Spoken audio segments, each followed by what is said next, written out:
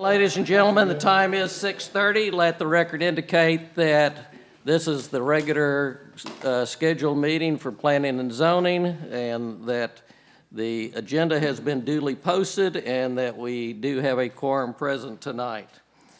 And item number 2 is citizens' communication. I have a few written, but they're all concerning our public hearing, which is 3A, and so I will call on you when we get to that point, which will be pretty quickly. Alex, did I miss any that were not concerning 3A, item 3A?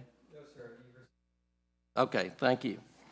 Okay, at this time, we're going to move on to item 3A. And before we do the public hearing, I'd like to hear from our city staff and then hear a brief presentation from the developer, and then we'll open the public hearing to the audience. Alex?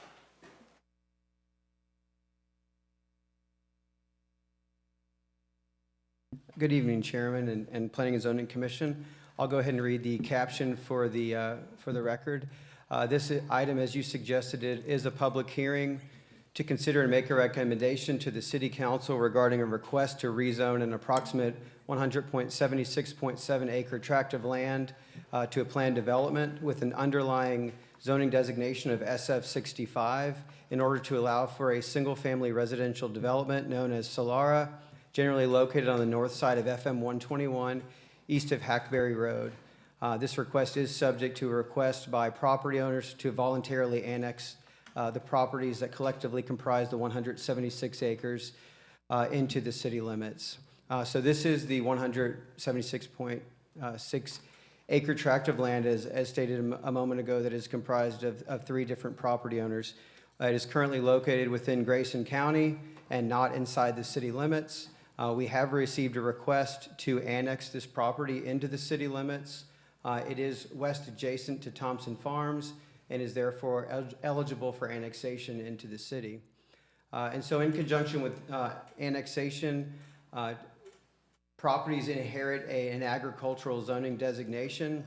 The request before you this evening is to establish zoning should this property be annexed into the city. And so what's being requested is a planned development. As I stated before, it has an underlying zoning designation of SF65. So the city zoning ordinance has standard zoning categories. SF5 is represented by the fact that it has 65 feet of road frontage and also has a minimum lot depth, setbacks, and other development standards like architecture, masonry, and so forth. For the benefit of those in attendance, this is a request for a planned development.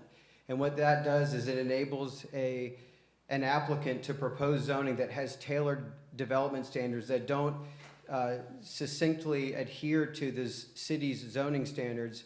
It allows for certain modified development standards. Some standards are requested to be deviations from the standards that are more restrictive, and some deviations are less restrictive. So in other words, it allows for, let's just say, as an example, a reduced front setback. An SF65 might require a 25-foot front yard setback, and the developer may propose a 20-foot setback, which is lesser. But on the flip side, they may propose more trees or masonry on the houses and so forth. So the planned development itself provides an opportunity for a tailored zoning district. So the city staff has been working with the applicant for a period of time to get to this point where we can present to the Planning and Zoning Commission and ultimately to City Council the request to annex this property with the corresponding plan development. So I'm just going to try to briefly go through some of the highlights of the plan development district standards that are before you this evening, and then I'll turn it over to the developer to provide a much more detailed information about this request and some of its pieces and parts. So as I stated, this property is proposed to be annexed. The Planning and Zoning Commission and the City Council have met in the past to discuss the fact that this particular request does include a special financing district. It is proposed to also include a public improvement district as well as a tax increment refinance zone as part of the request as well. Currently, you have the annexation request and development agreement that include those PID and TERS terms that are under review and drafted, and should this project move forward, we presented to City Council at a future meeting. But in terms of a summary about the zoning, which is the subject of this hearing this evening, the 177 acres currently is inclusive of 453 lots. You have a range of 50s, 60s, and 70s. As you can see on the screen before you, there are proposed deviations to certain setback requirements, such as front yard setback and side yard setback requirements that are outlined in the package that was online. I won't get into the details, but will be available if you have any specific questions about those area regulations. The applicant is proposing to allow for an increased amount of masonry than is currently required by the city's zoning ordinance. They are proposing a series of landscaping up and down the boulevard as well as on the private residential lots. Proposed defined screening along the entry spine road as well as adjacent to open space. The applicant is proposing to dedicate an 8.7 acre city park that is located in the south edge of the property near to 121, as you can see on this exhibit, just north of 121 on the east side of the proposed roadway. The applicant will get into it. They're also proposing a series of trails throughout the floodway that will be constructed within this project and connected to various open spaces within development. There are private amenities, including a swimming pool and a secondary amenity feature that will to be defined. What features in that secondary open space and common area lot will be defined at a later point in time. And not necessarily, certainly worth consideration in conjunction with zoning, but not specifically a zoning-related item are the roadways that in this property and in the adjacent roadways that serve this. And I'll touch on this very briefly. The way the development agreement that's under review currently is drafted is that Collector Road A, which connects FM 121 over to Hackberry Road, is required to be constructed within the first phase of development to provide connectivity. And the developer is also proposing to improve Hackberry Road from the point where it connects to Hackberry Road down to FM 121. Again, also under review with that development agreement are certain options.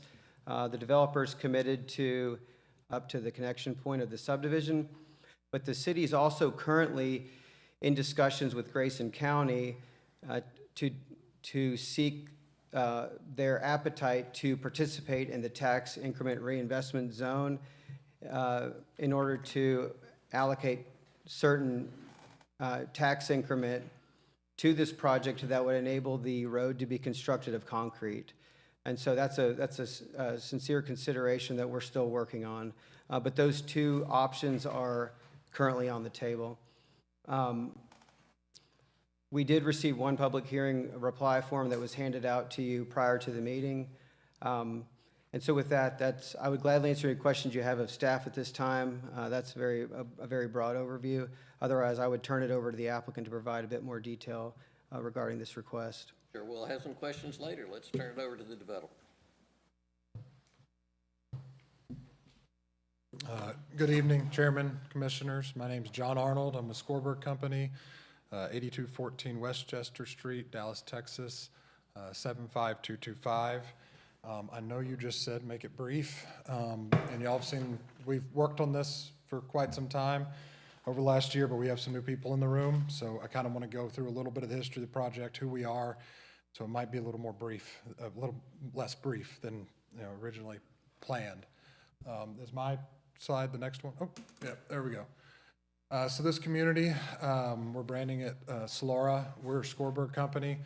I'll go through all that. So quickly, I'll go through our company background, nearby projects we've done in the area, property location, site plan history, prior feedback from P&Z and council, a little bit on the proposed TERS, PID and TERS, and then some additional project elements like the open spaces and the city park and the roadways and other improvements that we're going to make.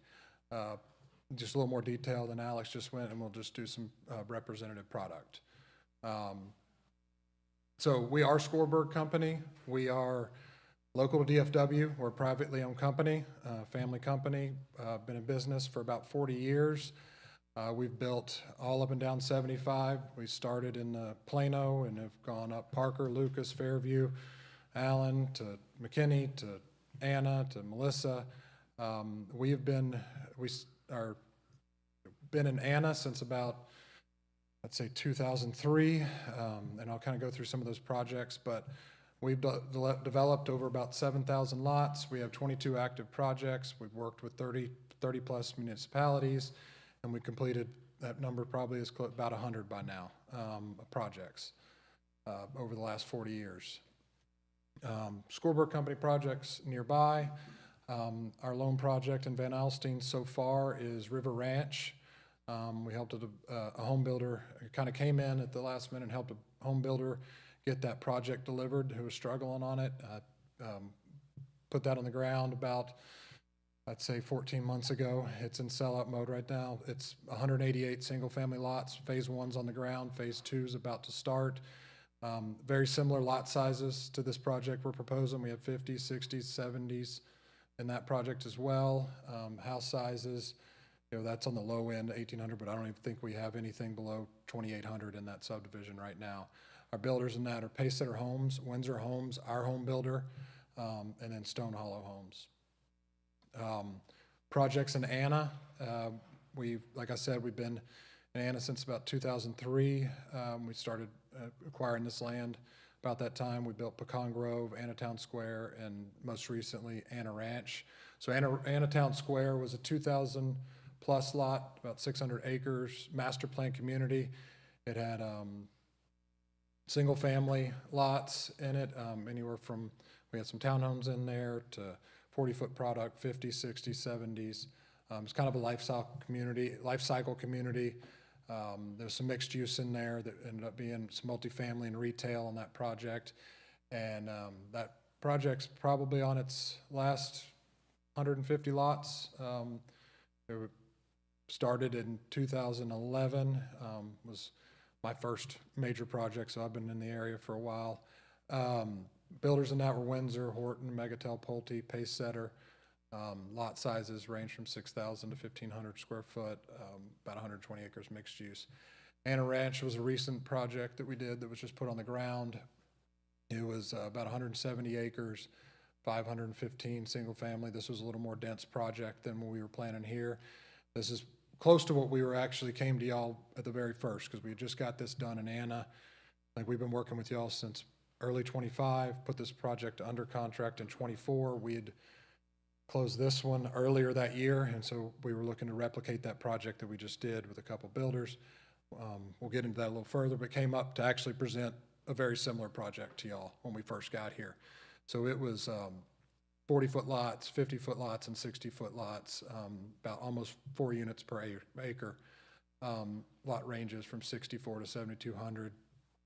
It's first phase on the ground, second phase is coming in, but it's actually been a very nice project. And on that one as well, we gave a city park to the city of Anna. So it's kind of the same process we were talking about doing here. These are just some entry features, boilerplate in our slideshow from our projects around DFW. This one has actually larger entry feature planned for this one. So the project in question, as Alex said, it's 177 acres. It's just north of 121, west of Hackberry, east of 75. It is in the ETJ right now. When we originally came in to discuss this, we were talking about whether we come into the city or stay in the ETJ. We would like to be part of Van Alstyne, and that's kind of where we started this process with y'all. Site plan history. I'll kind of go through that. We have met with either P&Z and council approximately 8 times since early 2025 working on this project. We worked with P&Z in early, early '25 into some of the summer, and then we started getting into the PID and TERS conversation with council. We took a little break while we talked through the PID and TERS, and then have been back for the last couple months working on this plan and refining it with council and P&Z. So when we first met on this project in March 2025, we had 176 lots proposed. Like I said, very similar to the other project. It was almost, it was probably our net of floodplain about the same units per acre, about that 3.84 units per acre. Presented this to P&Z to get feedback on it. Our feedback was to reduce the overall density by including some larger lots and eliminating the 40-foot lots. Conducting a TIA, one of the first things was brought up is, okay, you're connecting over to Hackberry, I need you to do a TIA. So we actually did a TIA last year, last May, April, May. Went through that with the city engineer. Increase the public and private amenities. As you can see, this one had up in front of the property, it had lots, we were lotted up, in the 9-acre area that we're looking for a park now. And exploring the use of the PID TERS combination in order to achieve this. Bringing that lot count down, obviously, brings down the overall, value of the project down, so that PID and TERS combination of that tax incremental money can help us provide a lower density with higher amenities and larger lots. So we came back in April, we had about 115 fewer lots. We went down from 3.2 overall density, that includes the floodplain, so that was probably about 3.8 net of the floodplain, down to about 2.6 overall density. That's about 3.2 net of the floodplain in the project. We removed the 40-foot lots. We added in the 70-foot estate lots, reduced the overall density, I just said that, expanded the open space in the project to about 35% of the project's open space. That adds, you'll see on another slide, but that's about 60 acres of open space. About half of that is floodplain, but we still do have 30 acres high and dry. Enhanced amenities, the park dedication, and that's kind of taken a life of its own over the last couple months as well, and increased our commitment to the major infrastructure. So we looked at Hackberry, started that TIA, and also if you notice between these two plans, the original plan had just one street kind of running, a single loaded, well, I don't know, 2-lane street with no divided boulevard coming through the property from 121 over to Hackberry. We actually increased that, the street to a divided boulevard coming through the project with landscape and a divided median, and just kind of beautified that coming in and added a roundabout in the middle of the project, as you can see. So we met recently, so that was the plan last year. So we came back this year, met on March 10th, when we came back with a P&Z and council meeting. Our feedback from that meeting was to reduce the 50-foot lots, and increase the 70-foot lots. So what we did at that time, we were at 225 50-foot lots. We reduced that to 196, about 30 lots, reduced it about 6%, reduced the number of 60s, but increased the number of 70s about 8.3%. Still the same density, but we mixed up the unit size, and we were actually still able to, by moving some lots around on some of the boundaries, we were able to kind of get some of the 70-foot lots that are along the floodplain and along the open space areas to make some more valuable lots there. So it all kind of worked out. So as I said, we're still at 2.6 units per acre. That's 3.2 net of the floodplain.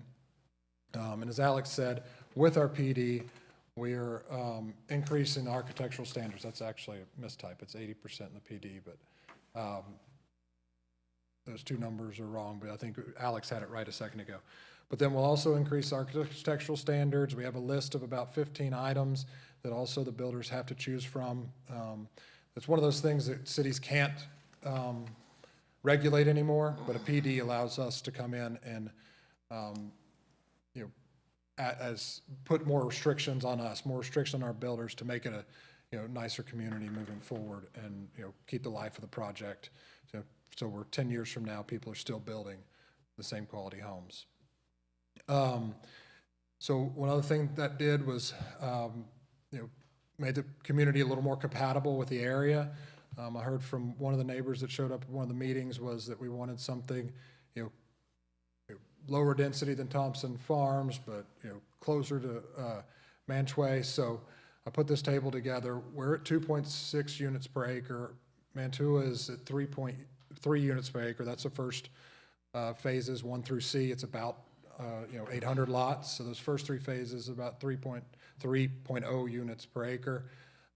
Net of floodplain, we're still lower than Lone Tree that was just approved last year, still lower than Thompson Farms, and the High Point, it's about 4.2. So we're compatible with our, the recent PIDs and the recent TERS that have been approved and recent communities that have been approved.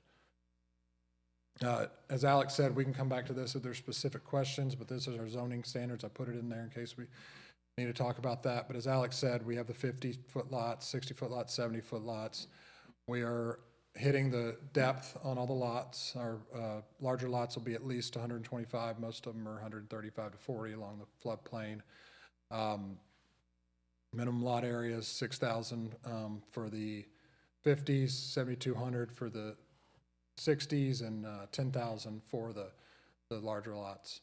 Front yard setback's 20 foot. Rear yard setback is 15. That allows us to have a little deeper pad and some more room for people to put, patios in their backyard and have all that. Side yards are 5 foot for the 50s and 60s, and 5 foot for the 70s. What this allows us to do, and I know this was a comment that came up, what allows us to do is have 3 distinct project types. The 50-foot lots are on a 40-foot pad. That's 50-foot pad. The 60-foot lots are on a 50-foot pad that allows, a little wider house or a 3rd-car garage on those lots. And then the 70-foot lots at the 5-foot allow for some 1-story, some wider product, a 50-foot house plan with a 3rd-car garage. So it allows us to have a lot more diversity in the neighborhood. If we bump up those side yard setbacks, there's going to be houses that builder's going to be building the same house all the way through, same product, basically all the way through. Max lot coverage, minimum dwelling unit size, we went above, more restriction on us. Mason requirement, again, we went above, that's at 80%, and then roof pitch, we met the met the ordinance. So proposed PID and TERS, we haven't talked about this as much with P&Z, but this is something we went through with council, and this was an update I was giving P&Z from our work session that we did with council. The PID was discussed, and that was more the TERS became the point of the conversation. The city had hired an outside consultant, ZachTax, to look through our TERS contribution. There's a couple TERS that were approved in the city recently that most of the tax rate all went to the city. So the original was matching a couple of the other TERS that had come through, and we were getting about 0.305% of the city tax rate on that. But we went back with ZachTax, and we actually took out the INS rate, that's interest and savings, the interest and sinking fund, the payback bonds, and then we also reduced the maintenance operation rate. So effectively, we went from about 0.305 cents to 1.234 cents. So it's an effective TERS contribution of about 25%, up from close to 55%. So we reduced that at recommendation of negotiations with the city staff and ZachTax and the council recently. So I wanted to give you all an update on that. So due to this, the city retains about 4.98 million of the ad valorem tax, and it adds about 2.84 million to the utility fund. Benefits of the PID. Voluntary annexation. Developers willing to annex a property, allowing for city ad valorem taxation. So this also enables the negotiation of enhanced development standards, as I've shown you. Other provisions would be, that would typically be prohibited by state law. Also allows us to have more negotiation on improvements to roads, water, and sewer, and I'll get into that in a second. Reduce the density. We can come forward with a project out in the county that's 40, 50-foot lots, less amenities. This allows us to get some of that tax back into the community and reinvest it into the community and get a little lower density. Public park dedication, that was something that came up early. Originally, that was going to be, a public park, and we were going to put some stuff in there right at the beginning, but through all the negotiations and talk, we're dedicating the park, and we're going to go work with council and parks on what's going to go in that at a later date. Major infrastructure, we're looking, as Alex said, the roads within the site can be larger, do off-site infrastructure like Hackberry. There's some water improvements and sewer improvements that'll also come with this project to increase the health, safety, welfare of the city, and then enhance our amenities. And I'll go through that in just a second. So major infrastructure improvements, as I've already kind of talked about, the 80-foot wide divided boulevard through the project, and then connection over to Hackberry. We've kind of went through that. Hackberry road improvements, Alex just alluded to it, but we did a TIA, and we've agreed to, what we can do right now. I can't improve it in the county to concrete standards. We'd be willing to do that, but we have to work with the county to do that. But at minimum, we will resurface and widen Hackberry, stripe it, and then put a turn lane on to 121. So that's at a minimum, and then we are working with the city and the county to bring them into the TERS, and so that can actually help the city take over the road and maintain in the future and bring it up to concrete standards. So we're working through that with the county. But our DA kind of goes either way. If we get county participation and allow us to do concrete, we're going to do concrete in the same way and widen it to city standards if possible. Major water and sewer improvements. This actually came up in the last couple months. The city's had some studies done on their water systems in recent months, and realized that there's a low pressure area, Thompson Farms, some of this area out there. So with this project, we are going to provide a 12-inch water line that actually loops this project, Thompson Farms, to the water tower to create a redundancy in case something happened on 121 with that water line. So that's one of the discoveries that was made in the last 3 or 4 months and became part of this project. So that's one of the things that we're going to improve with this. And then upgrading the lift station and force main. The original plan was just to upgrade it just for us, put in a force main just for us, or use the one that's existing. But now we're working with city staff and the city engineer to, there's other projects that are likely to come along 121 that'll need that sewer, need that lift station. So we're going to look at kind of it holistically and see what upgrades can be made to the force main, to not just cap it out as us and then somebody else is coming in right behind us to do it again and again. So we're working on a major lift station and force main upgrade, not just to serve us and Thompson Farms. So those are the infrastructure. Project elements, as we said, we could provide a lot more amenities to this project. Parkland, we're going to do a primary amenities center that's going to overlook a lake with an amphitheater looking down to it. I'll show some representative product. We'll have a playground, multiple playgrounds, and a secondary amenities location kind of up in the center between the other 2 ponds along the trail. And then we'll have scenic overlook areas into the floodplain, into the trails with trailheads, over 10,000 linear foot of trail throughout the project. Alex asked me just recently to make sure that we were going to put at least 3,000 foot of that trail within the first phase, so that'll wrap around a couple of the ponds. So we kind of just had it out there. We're going to have, this is what the trail system's going to be, but we're going to make sure we put at least 3,000 foot in there in the first phase, and likely it'll end up being more because I think we need to make connections and everything. And then enhance entryway monumentation. All these were improvements that we were able to make, reducing the lot count and adding the PID and the TERS in. So this is just a highlight of the trail sections, so you're going to see them a little closer. Just photos of represented projects.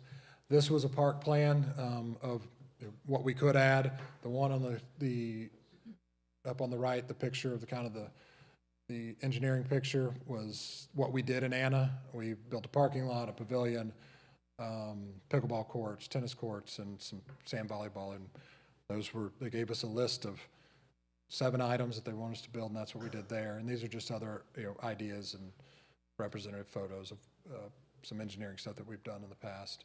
Amenity, the entryway, we have this planned kind of arch over the project. Just added a couple more in there just in case that arch doesn't work with fire and safety. It kind of came up as, wait, we're not sure if that's the only thing we want there. So it will be a very nice entry feature coming into the project.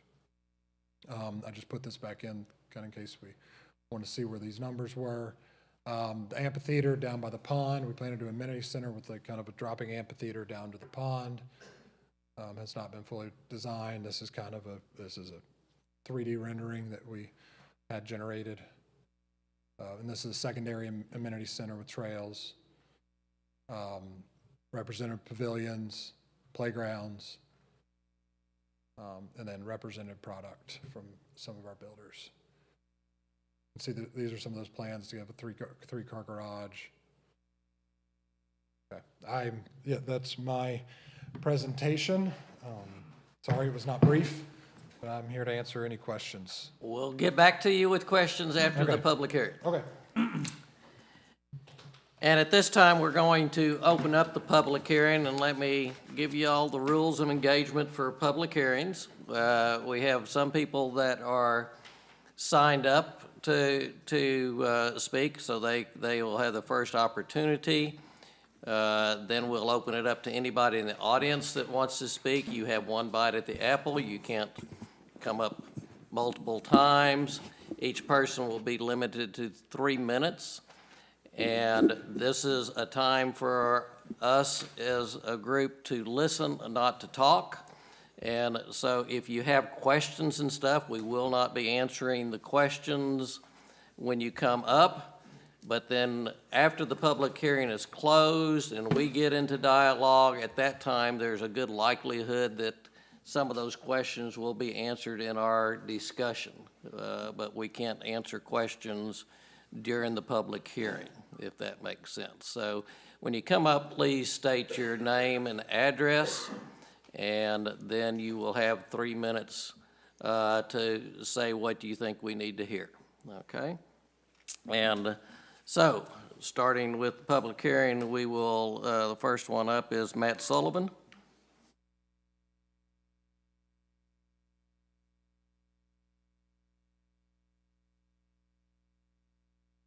Good evening, gentlemen. My name is Matt Sullivan. I live at the corner of Willow Lane and Hackberry Road. I oppose the proposed annexation and development. My primary concern is traffic safety, mainly involving school buses, students, and families traveling through this area each day. Hackberry Road is a narrow 2-lane county road with no shoulders and no streetlights. The road already experiences congestion during school hours, and additional development would significantly increase traffic volume, turning movements, and congestion on infrastructure that was not designed to safely accommodate this level of traffic. I'm especially concerned about visibility and safety during early morning and evening hours, as well as the limited room for emergency vehicles, disabled vehicles, pedestrians, cyclists, and drivers attempting to avoid hazards. I also believe the proposed development is not compatible with the surrounding area and would negatively alter the character of the community. I do not believe the proposal adequately protects the public health, safety, and welfare of nearby residents, especially with respect to school traffic and student safety. I ask you to deny the proposed annexation and development. Thank you. Thank you.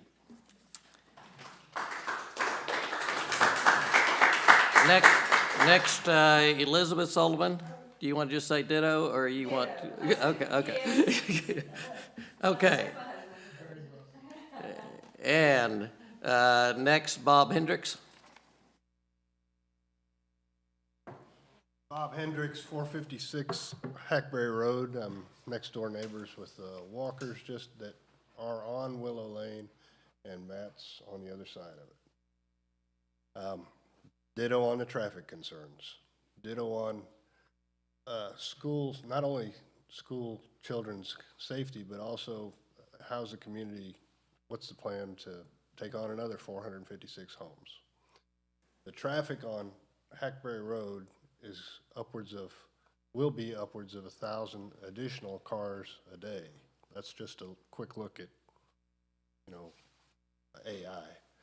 That's their, and it's probably worse than that, because you gotta understand there's gonna be commercial traffic besides the 2 cars per 456 houses that's in there. My other concern is the development that's directly across Willow Lane seems to be somewhat different from the main development. Got over 100 houses right there in that smaller square of the development. So the density there is considerably more than further out, which is gonna have more people wanting to go out Hackberry. Willow Lane is not gonna be 60 foot across to get out of there. As a matter of fact, it's gravel right now, and 50 feet at best if you take property from both homeowners who aren't terribly excited to sell, as far as I know. The other exit up there is 50 foot also, and my understanding is that the requirement is for a 60-foot access. So I'm curious to see how that goes, and both neighbors there haven't sold, and my understanding is are unwilling to sell. So those need to be worked out. The annexation is your question tonight. And I understand that annexation is better for the city than not annexing and having them come up with a mud or some other solution to push this in. And I don't think should expect to have development back there, but I don't think it needs to look like this. I appreciate the zoning commission's attempt to reduce the density here. I think it needs to be further reduced to, again, fit in with those homes that have already been put in there. If you look at the bottom part of this, that's where I live, and it is just a few homes, a half a dozen families. But you go north of there, and you got 200 plus homes, and again, Hackberry is overstressed as it is. So while I applaud the efforts, I think we're a long way from a development that fits into this community. That's all I have. Thank you.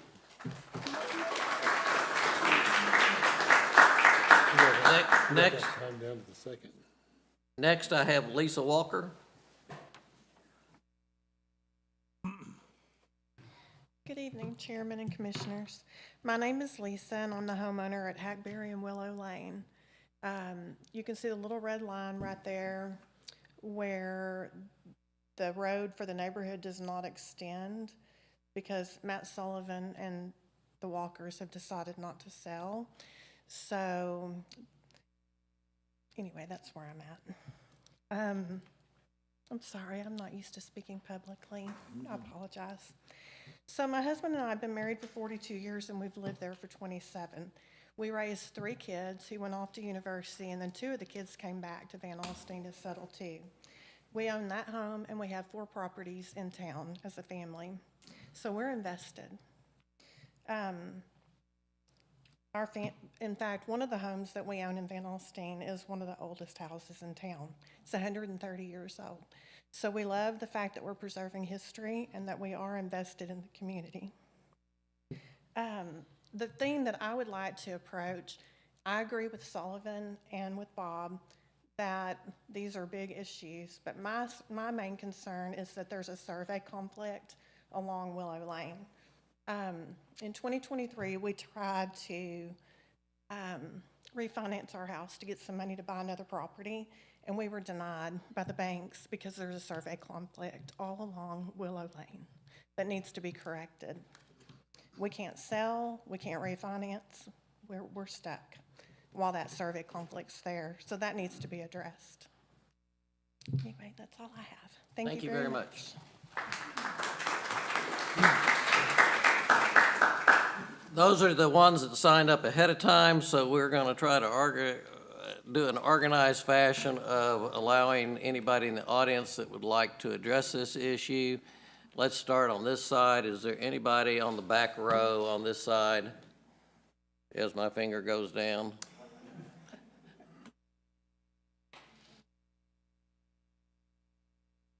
Middle, back row. Anybody on this side, on the back row, that would like to address? Okay, come on up. Would you come up to the microphone, please? We have YouTube people listening that want to hear through the microphone, so. Hi, I'm Christina Reeder, and I live on Galvin Lane. And I was just now hearing about this today. And I'm very concerned because we're already in a drought in the water situation where we only get to water 1 day a week. And adding all these houses and people, I don't know, I understand how we can support that. And we have 9 acres and we like it because it's a rural community. And I don't know if we get to vote on this annexation or it's already a done deal, or do we get a say to vote? Or you can't answer? We can't answer questions. You can't answer questions. We just give you blank stares, I'm sorry. I'm just wondering if there's anything we can do about saying no to the whole thing. Thank you. Thank you. I'll start back here on the second row. Anybody or standing over here? Yes, sir.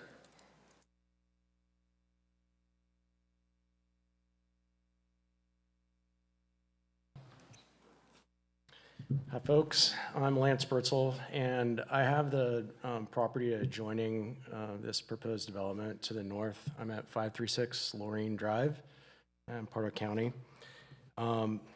We've met before and talked about this development. Some of the concerns that I have about it are the density of houses clearly up against my property. They seem to be the smaller ones. I've seen several different maps here. At one point, I counted 43 against just our property there. We have cattle. We run on the ranch. We're happy to have that type of lifestyle. And, you know, looking at the trail map there, I've seen trails proposals where they dead end into my property. And it just encourages people to trespass on our land. It's a lot of land. It's hard to keep eyes on everything, especially with that type of investment that we have in our cattle and what we raise. I haven't seen anything about what fencing will look like for the backside of that. A lot of times people are concerned about like what's going to be on the front and what the kind of the facade for the entrance to a development will be. What are we going to be looking at on the back? Right now we have a very nice tree line that separates. It's been there for, I imagine, ever, and it separates our land. There are fence lines that don't follow property lines, and a lot of times when development happens, what they'll do is they'll come in with bulldozers and they'll bulldoze everything up to the property line and then start leveling from there. We've had water drainage issues from neighboring developments already that have ruined ruined one of our tanks and is about to ruin another one. So these types of these aren't the things I think that get talked about a lot. Maybe the economics take more priority out, but it is definitely impacting to people who live around there. We also have beautiful night skies out there. I moved from cities to the country to live in the country and raise my family in a nice pristine place. We're going to lose that with light pollution. There are options in some developments where they will say like, oh, it's dark skies at night. Any consideration being given to like what that, like what the impact of street lights or housing lights will be to people that are, stargazers or just want to sit outside and wonder about the world at night, That sounds like 3 minutes. Anyway, thank you for listening to me and my concerns. Appreciate it. Thank you.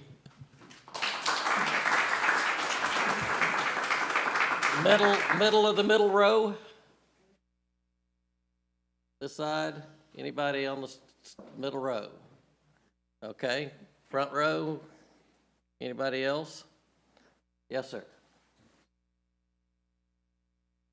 Yes, my name is Wayne Brush. I have 19.4 acres south, excuse me, allergies are bothering me, south of Willow. Matter of fact, I named Willow Lane when we moved out there. And I have a concern about the traffic that we're going to encounter with that many homes out there. You know, you look at the turns that we've got down there and trying to get on 121 and exiting off of 121 at, say, 8 o'clock in the morning, 5 o'clock in the evening, and I just don't see how that we can handle that many folks out there. You know, we're not talking about a development, we're talking about a town out there when you get right down to it. And I have a concern on actually it would be the west end of my property down there. We have somewhat of a water problem down there now, and with the the growth that's going to take place there, I'm concerned about the floodplain area down there and what would happen with you know, the activity. I'll get my voice back here in a minute. With the activity that we would have with all the maintainers out there and the activity from basically the vehicles out there that are taking place in the growth. So that's my concern there. And also the main concern I have is the amount of people out there that we're going to be having to deal with traffic-wise, okay? Thank you. Okay, I'll open it up to anybody else that hadn't spoke that would like to speak tonight. Yes, sir. Hello, my name is Philip Walker. I'm the son of Lisa Walker. I live here in town. Obviously, growing Would you up, give your address for me, please? 465 South Preston. Thank you very much. I grew up on Willow Lane. I raised cattle with Mr. Brush on his property, mowed his yard, mowed Mr. Sullivan's yard as well. I am concerned with this type of development with the reasons my mom listed, primarily the boundary issue for the easement of Willow Lane. I think even greater beyond that, I'm also concerned. Let me back up a little bit. I moved back to Van Alstyne to live in Van Alstyne.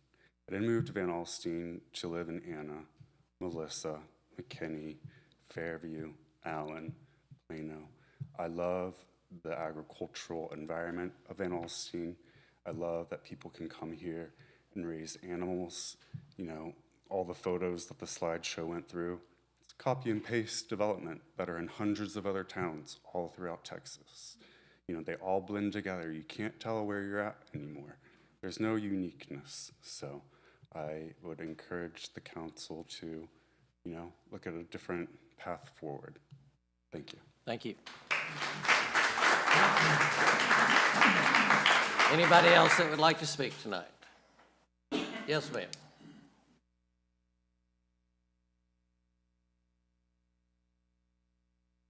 Hello, my name is Miranda, and I actually live on the other side of 75.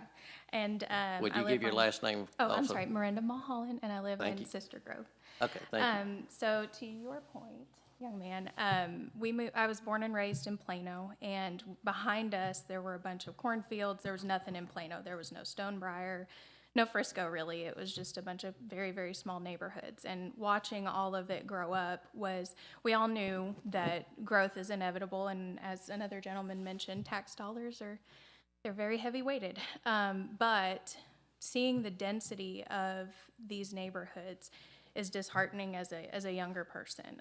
We didn't want to live in Anna, we didn't want to live in Melissa or Frisco, and they're beautiful homes. We see the amenities and we're like, gosh, that's pretty. Wouldn't it be cool if we had a pool or we had all this? But we moved to Van Alstyne very intentionally, and actually we drive to work over 45 minutes to live here. Because when we go outside, I'm not afraid that my kids are going to get run over by a million cars. They're not going to, they can go, play at a friend's house, and just the community that has been built here, honestly, is a testament to all of you. Y'all have fought for it, you've defended it, and I think it would be wonderful if you could revisit the density of big neighborhoods like this, because of the people who come here aren't looking for these big neighborhoods. They are looking for those night skies, they're looking for the quietness, they're looking to get away from the world, not invite it back in. So that's all I have to say. Thank you.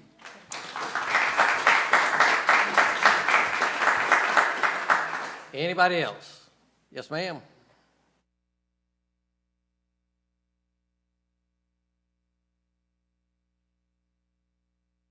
Hi, I'm Lori Armstrong. I live at 1879 Hackberry. We moved out here 21 years ago for the same reasons that you just heard.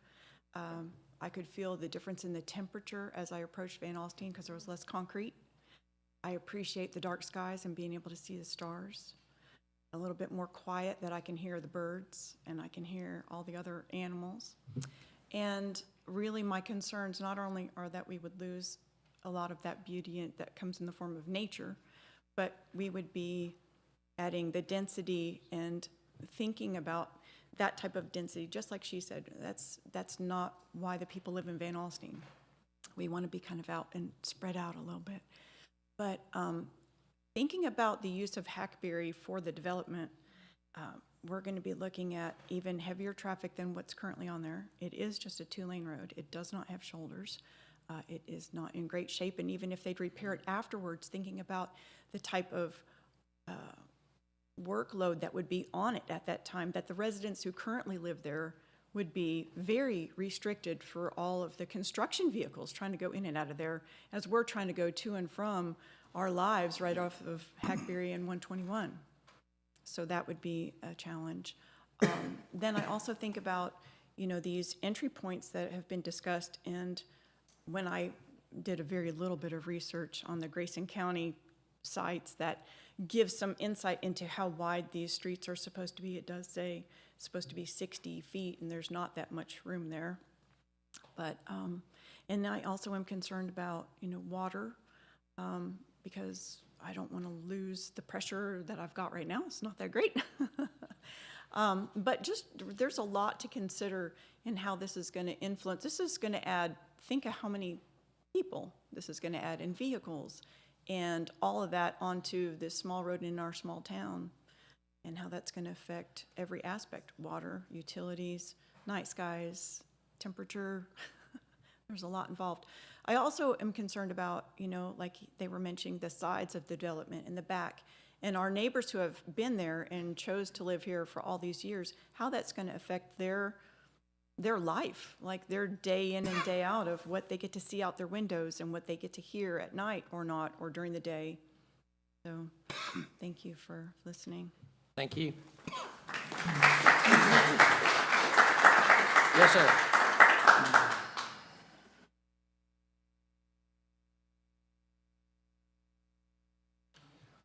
Good evening. I'm Justin Weir. I'm at 192 Lorraine Drive. You can almost see my house in the top left corner. Our property in our neighborhood was 30 houses built in the last, call it 3 years. That I know that a lot of our neighbors that I've met here tonight, and some new faces too, had enjoyed that type of construction noise over that period. That was for 30 houses, not several hundred houses. Appreciate the detail that you guys have gone to reduce the size here, but the primary concerns that I have are around population density. I won't belabor that point, it's been said many times tonight, but something not mentioned, and definitely a separate project, but something to consider when the greater area of Van Alstyne is what's going to be developed further north of Hackberry, and all of the traffic also coming down the road too. As others mentioned, that road is not in a place to handle Not to mention, safety was mentioned a couple times. Several blind turns, no shoulders, lots of young families in the area. Overall, it's concerning to think about that level of growth coming in a handful of years and the infrastructure in place currently today. Thanks. Thank you. Anybody else? Last call for public comment? Yes, we do have one that was sent in, and Matt will read that at this time. Okay, this was sent in by Neil and Suzanne Anduzzi. They are at 310 Hidden Creek Parkway in Thompson Farms. It says that they're opposed, and the reason for the opposition is we paid premium price for our lot on a wooded green belt with a promise nothing would be built behind our property. Also, the extra traffic on 121 would be unacceptable and dangerous. We paid at the height of the housing prices and cannot recoup from what we purchased our property for. Loss of privacy is critical to us, and we are against the new development. Okay. One last opportunity for anybody. At this time, we're going to close the public hearing at 7:26, and we will move into the part of the meeting that I like to refer to as a private meeting held in public, which means that this will be a discussion between the commissioners, city staff, and the developer.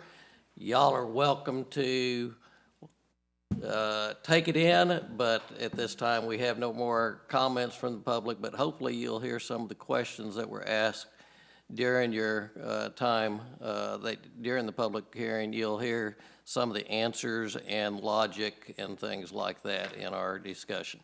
So at this time, I'm going to open it up to commission for questions, comments. I've got a few. Go right ahead. I knew you would. You knew I would. Mr. Armstrong, question, are you on city water or rural water?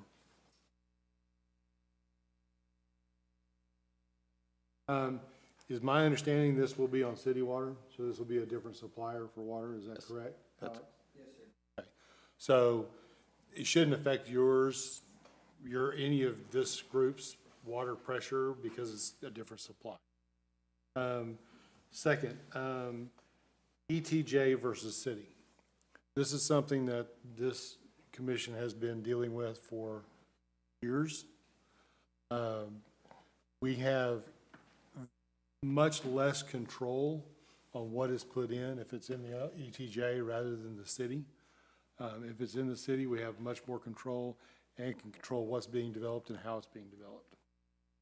There are subdivisions in the ETJ, both are outside of Anna as well as outside of Van Alstyne, that have very small lots and higher density than what we're looking at.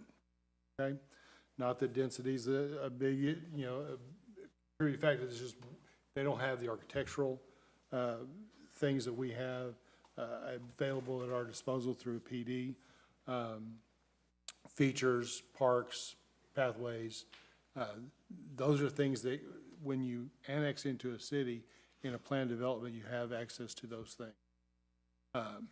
Like the gentleman said, this was started a year ago with many 40-foot wide lots, and we've reduced the number of lots by how many? So 150 lots.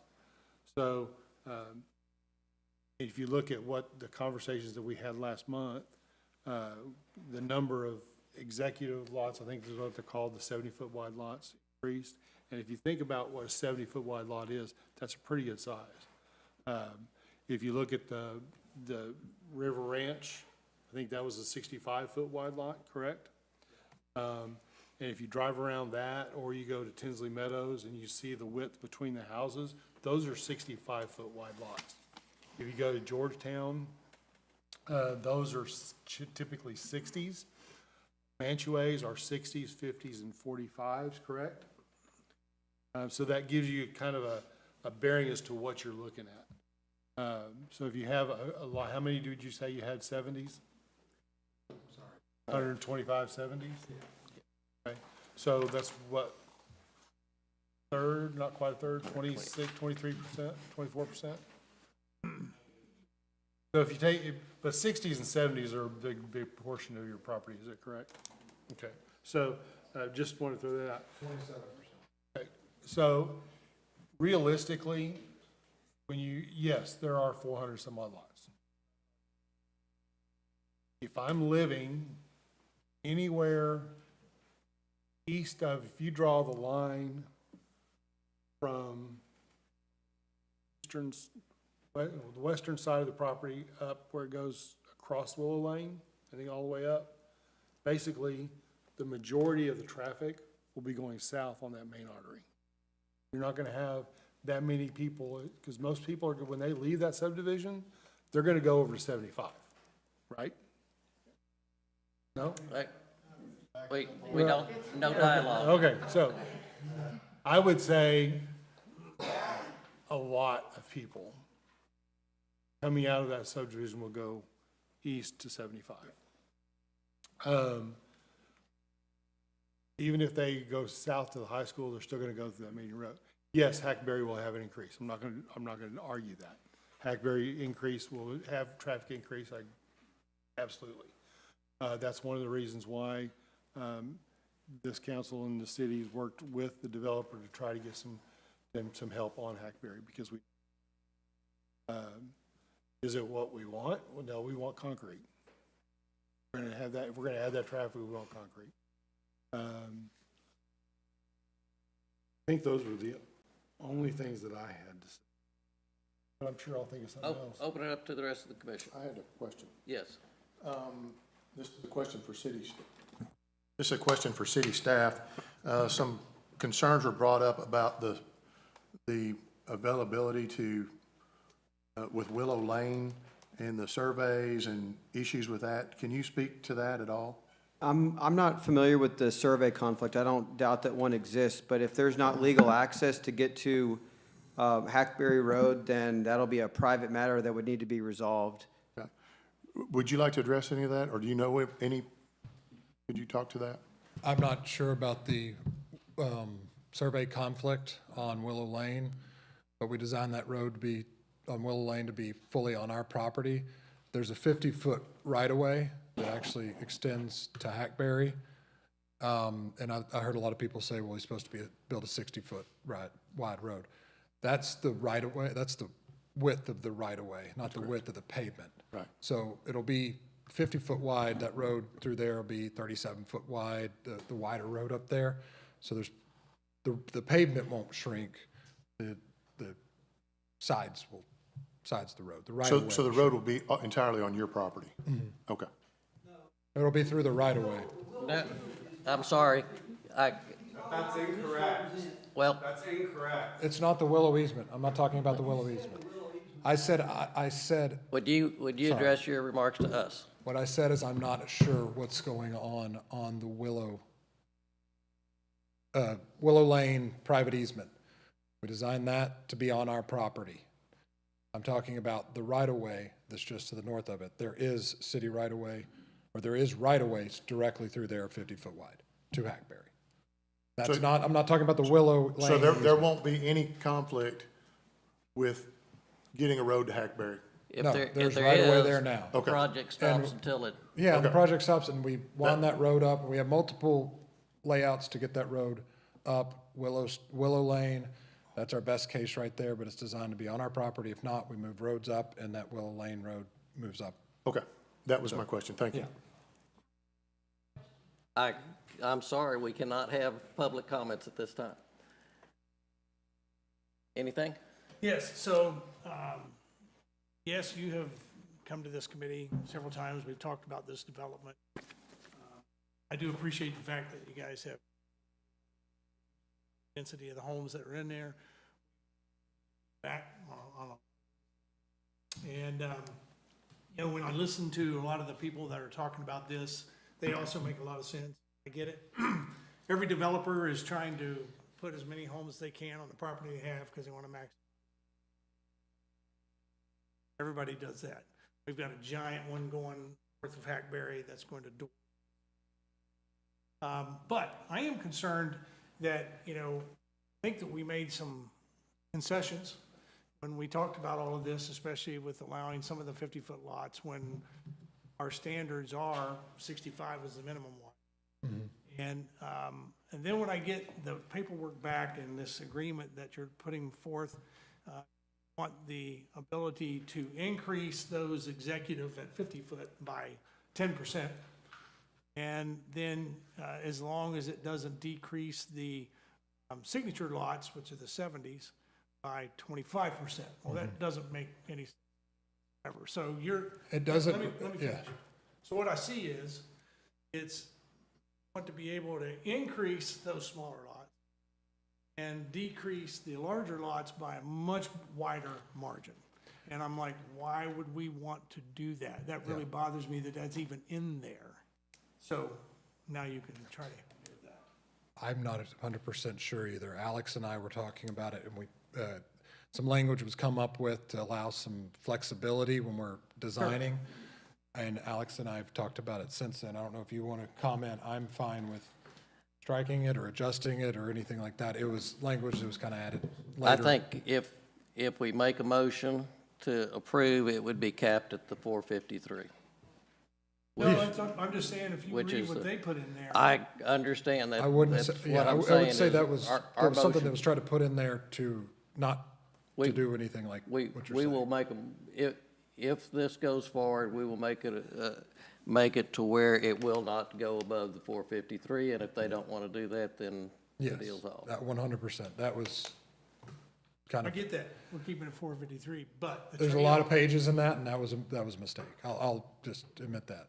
The language is, trade-off is more high density, less bigger lots. Okay, so you keep the 453, but to add this in, I wouldn't support this at all with that number in there. Maybe it's like, because I agree you're with you. still adding, I agree with you. Smaller lots. We came for the number of Yeah. lots that we Now, have, so yeah. I get it, but Okay. we don't. The other thing too is you talk about this, is an area that is going to suffer from light pollution. Very close to that is a thriving business that is a wedding venue that I can't imagine is going to want a whole lot of light off into the distance. They've done really well there. So all of those things do concern me. I have voiced concern that before. So I'm just, is there a plan to mitigate lighting through the neighborhood? How's That would be, yeah, I don't, if you mentioned that to me, you might have mentioned it to my partner, but I didn't catch the light pollution deal. What I would say to that is, no matter what the density, if all these street, if they're all acre lots or street, they're gonna have street lights out there no matter what. The street lights are if you build a new road out there and you build a subdivision, you're gonna have street lights out there. I don't know if the city has a dark sky, compliant light. We've used that in many subdivisions where we use dark sky compliant lights. We can work with the city on that. Encore has an option for dark sky compliant lights that we put in many of our subdivisions. If the city allows them, we're happy to have them. The last thing I have is that we've kind of dealt with this on some other projects, is this 20-foot setback. Texas, there's a lot of pickup trucks, I don't get on a 20-foot drive. The You're driveway. gonna have pickup trucks sitting there and maybe over on the sidewalk part of it.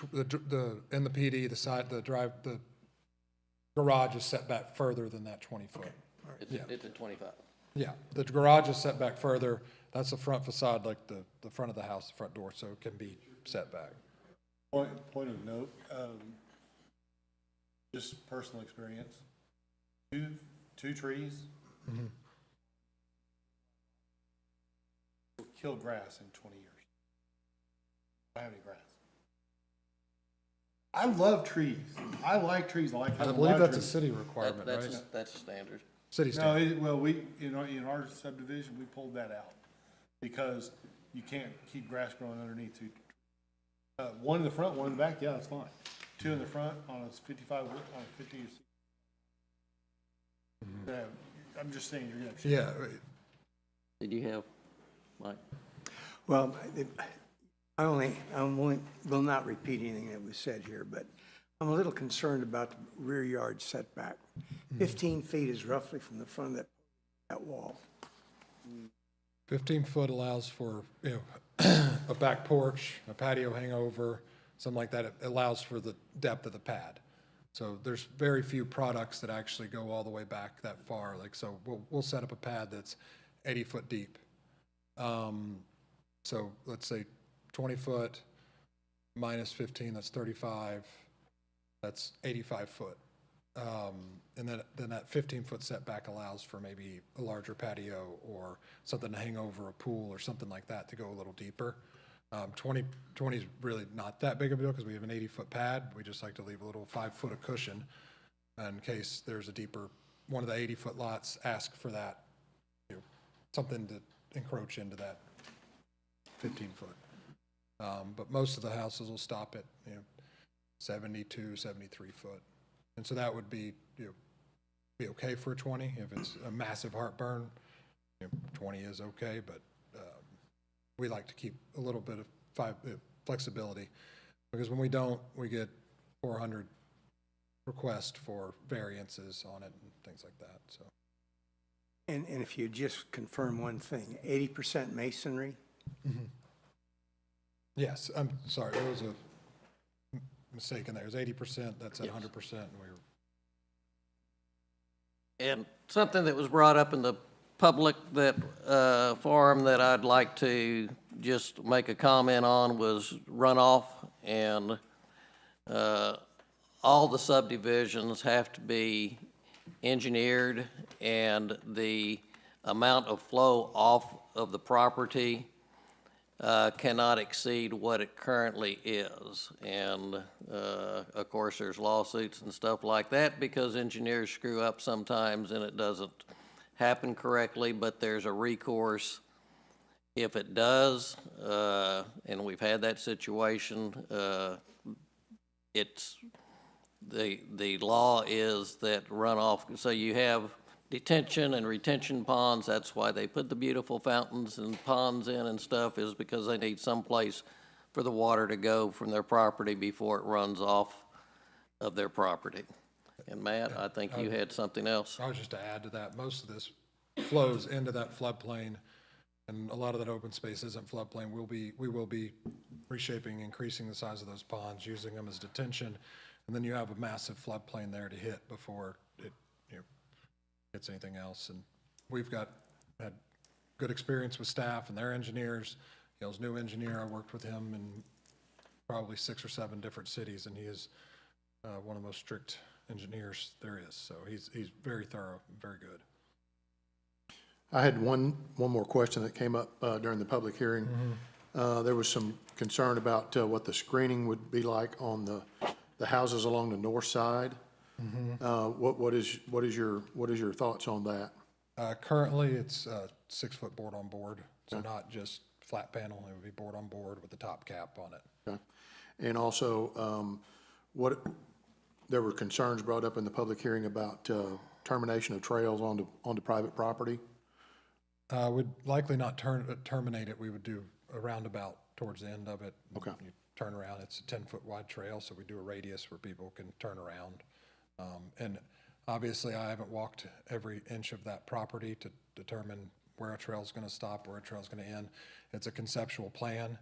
The trails will be in those general areas, but it's one of those things that's going to be, we're going to walk it with our landscape guys and find the best path for those trails, best way to go around the ponds. Right now, it is a picture on a piece of paper, so things are going to end at different location. Things are going to begin at a better location and find the best path through. But yeah, we're not going to just terminate a dead end and with the sign. We'll do roundabouts at the end of those. That's all I had. And it was brought up earlier about MUDs, and I would like to just spend a minute talking about MUDs and what MUDs are and what MUDs can do and what MUDs can't do. And the answer very quickly is what they can't do is very little, because a MUD is a municipal utility district. And we are being hit with them, and every other small city in Texas is being hit with those now. And what those are developments coming in what's outside of our city limits in what's called our ETJ. And basically, they apply to the state. And the city has zero control.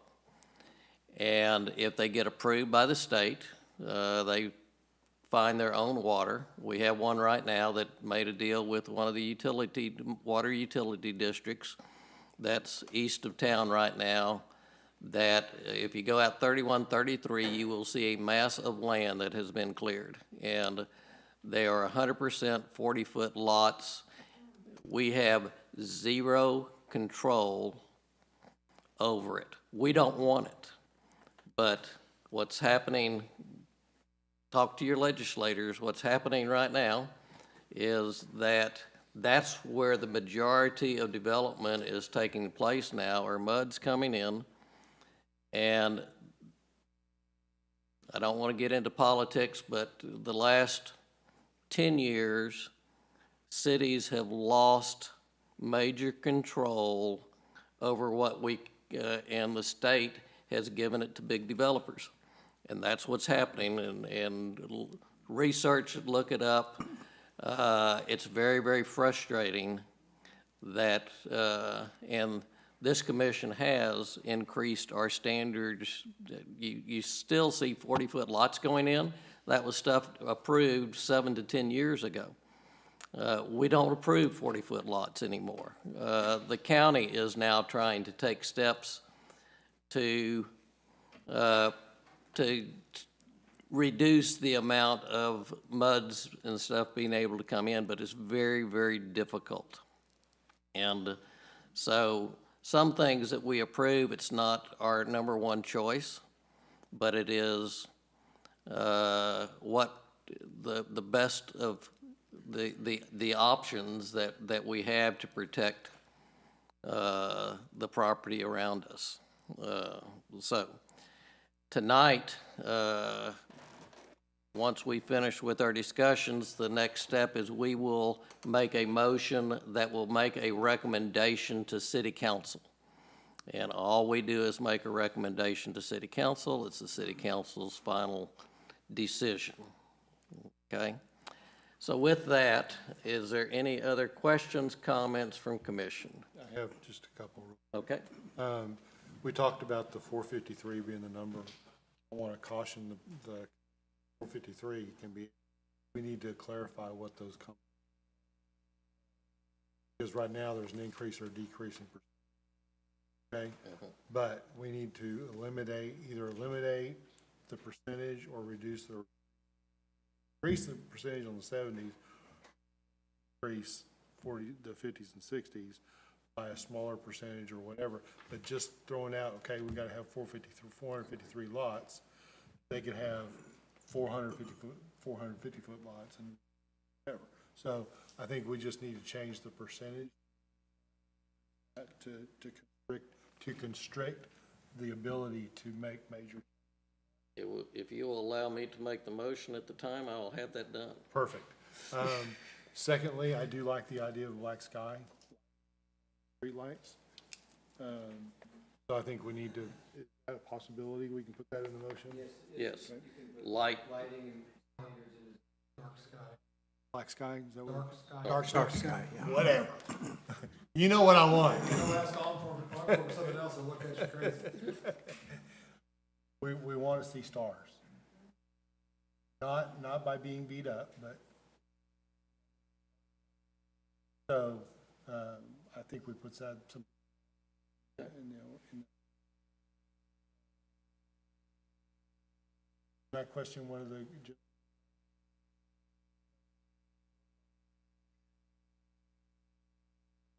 Anybody else have any final thoughts? Okay. Normally I don't make motions, but tonight I'm going to make the motion just for clarity.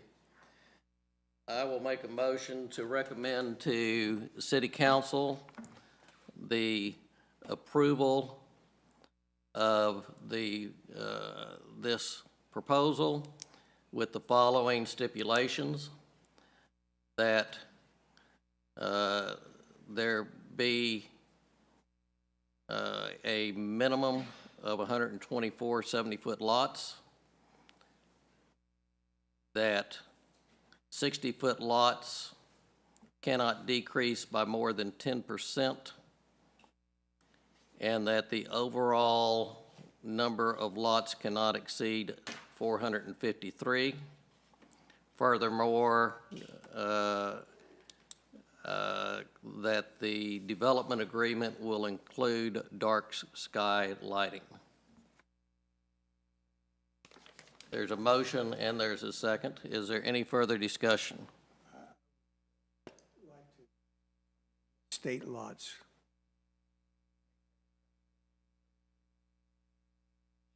I'd be less than 100.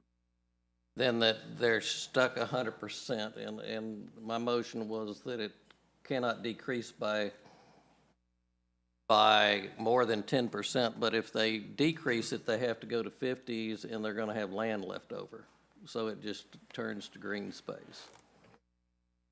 So, that gives them a little bit of flexibility in case they're off just a little bit on a lot that it's 2 feet short or something like that on a 60, it gives them just a little bit of latitude. Okay? Any other discussion or questions? If not, we'll call for call for it. All in favor, please raise your hand.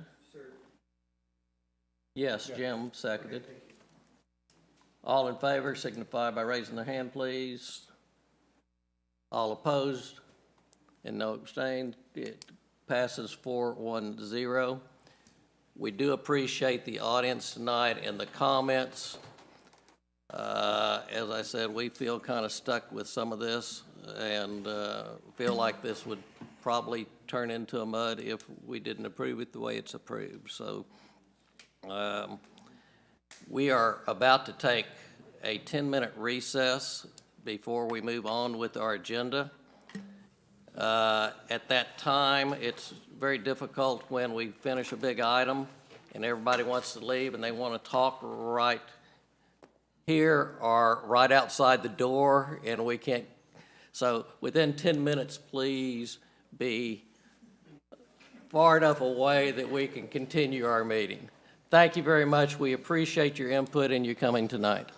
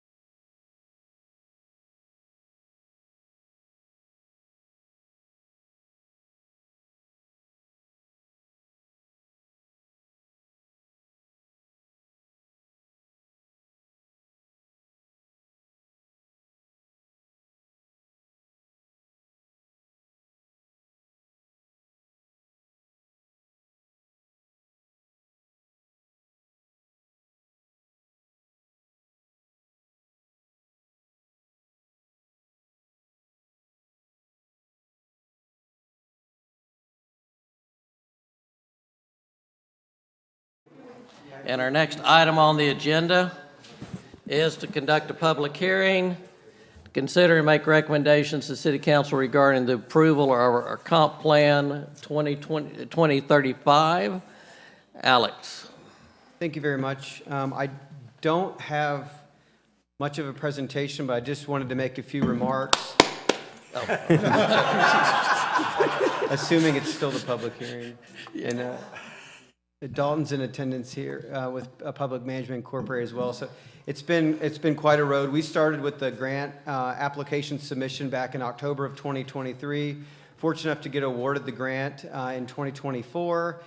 And then we've had a series of public outreach initiatives, starting with the community survey in the fall and winter of 2024. And we just wrapped up our third and final town hall last week, which I think we've deemed to be a success. We had diminishing participation, but I think we'd like to interpret that as a good thing, that people were able to get their input and involvement out there, and then it kind of let us do our thing.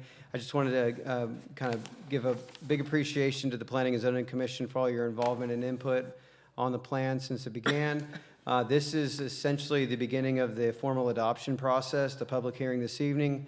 And should the Planning and Zoning Commission render a recommendation, it would go before the City Council on June 9th. So while that might mark the end of the comprehensive plan process, it probably marks the beginning of the actual real work. So with that, I'd just gladly answer any questions that the commission may have about the plan, or I'm sure Dalton will be available to answer any questions you may have for him prior to the public hearing. Dalton, do you want to add anything, or you just? I'm just here for questions. Okay.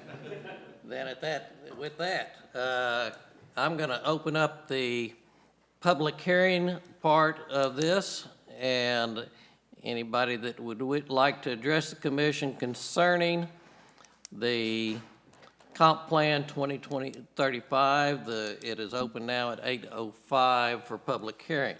Is there anybody? I don't think we need to go by row this time. Is there anybody that would like to address this? Yes, ma'am. Same rules as before.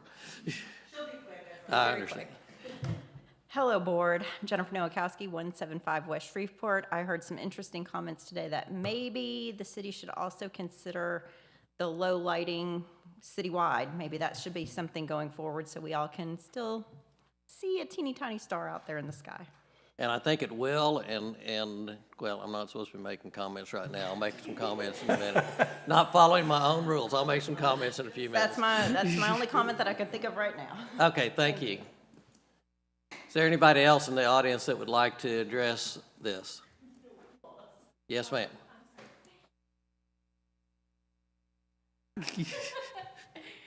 Do I need to reintroduce, or? Please. Okay, I'm Miranda. I live over on Sister Grove.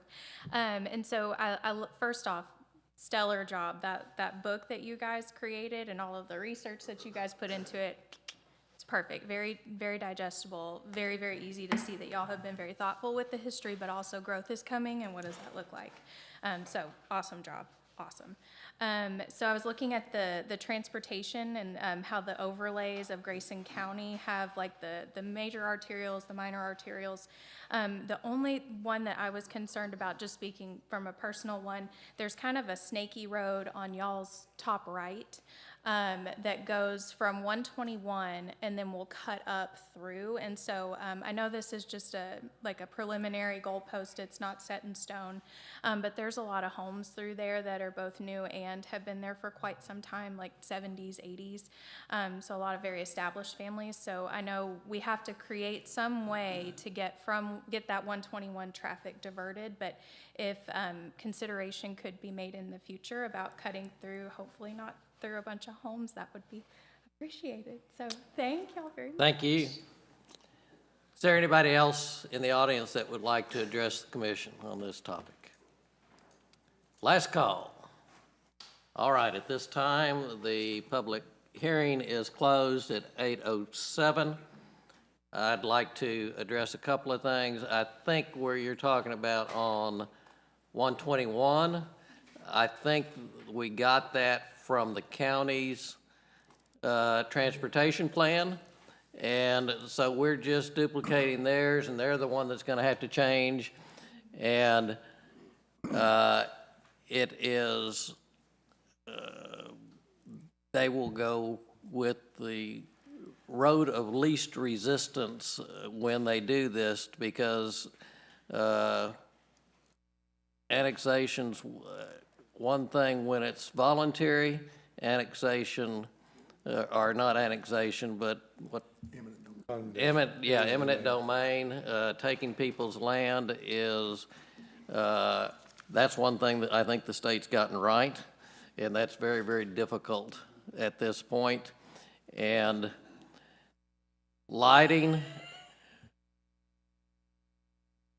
this has been a 2-year process to get this plan together, and our work is just beginning now, because as soon as this gets approved, matter of fact, we've already had some preliminary meetings on some things, but we're rewriting volumes and volumes and volumes to try to encapsulate what this plan has in it, in our ordinances and in our day-to-day operations. So our work is just beginning. We will start probably seeing each other as much as we see our wives, which can be good, can be bad. So yeah, you're out of luck one way or the other. Y'all won't be seeing me at all. Yeah. Yeah. So with that, commissioners, open it up to you. Couple things, on with the work that has to be done. One of the things, Miranda, I want you to understand, you talk about, growth and everything. One of the things that, when we started this process years ago, we talked about, the need to have the document that's a living document. And not just, okay, this is pie in the sky, this is just somebody's idea of what we want it to look like. We want it to be very comprehensive and very, very deliberative, to where anything that comes before this board or before city council has to go through this comprehensive plan. And it has to either be congruent with it, or if it opposes it, there better be darn good reason, and it has to be voted on. That's one of the ordinances that we're gonna write, that this will be adopted, that it has to go through that. So I want to give you that assurance. And we have already had some preliminary meetings about the land around downtown, and I think our strategy will be to work our way from center of town and work our way out as far as what we work on. And we have several pieces of property around downtown right now that they've graciously put on hold, coming back to us until we get our stuff written so they can see what the commission wants. And we are blessed in this town that we have a lot of developers and real estate agents that want to do what we want. And that's not always the case, and I'm appreciative to that fact, both in commercial and residential, that there's some people out there that want to build the way we want it built, and that helps things a whole lot. Other commissioners' comments? I just want to say thank you, Commissioner. Because, believe me, we don't always agree. But I think our differences has made it a much better product. And when, as you said, when you look through that booklet, the city staff has just been phenomenal. I appreciate working with everyone on this. We can disagree without hating each other at the end, and great process and good product when it finally. Then staff just needs to learn how to spell my name, but that's okay.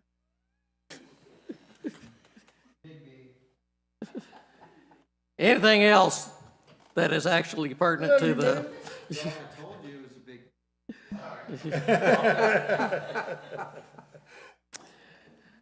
I'll entertain a motion to make a recommendation to City Council to approve the Comp Plan 2035. Is there a motion to that effect?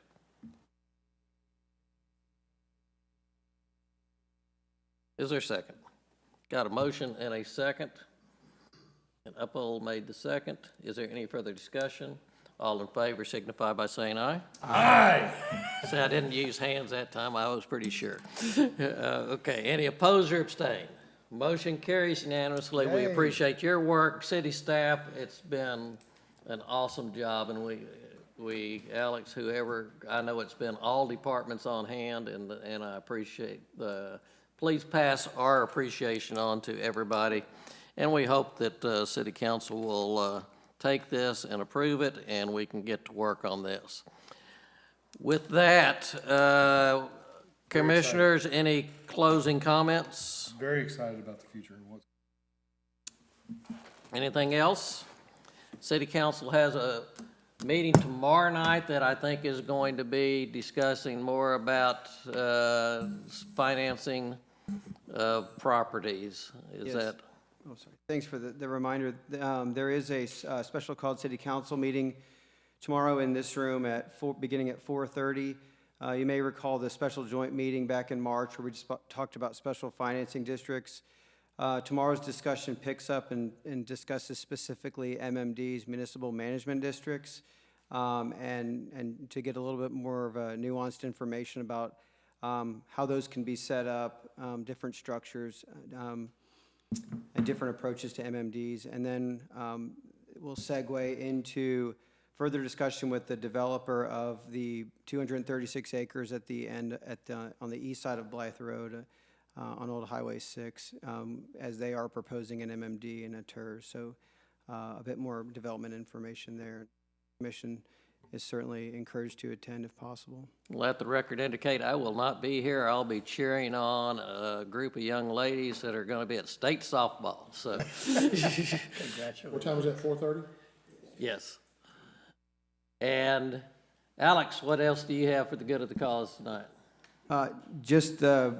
We were gifted a new brochure from the Economic and Community Development Corporation that Joey Grisham, the director, wanted to, I guess, suck up to the commission. We appreciate that.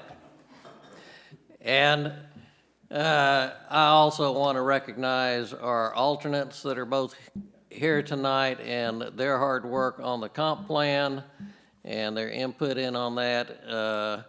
And being an alternate on P&Z is a very difficult job because our commissioners always show up. And so they just sit on the sideline and can't open their mouths very much. And so we appreciate y'all's being here and y'all's input in on the comp plan.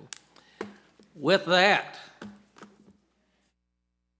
the time is 8:16 and I declare the meeting of Planning and Zoning adjourned.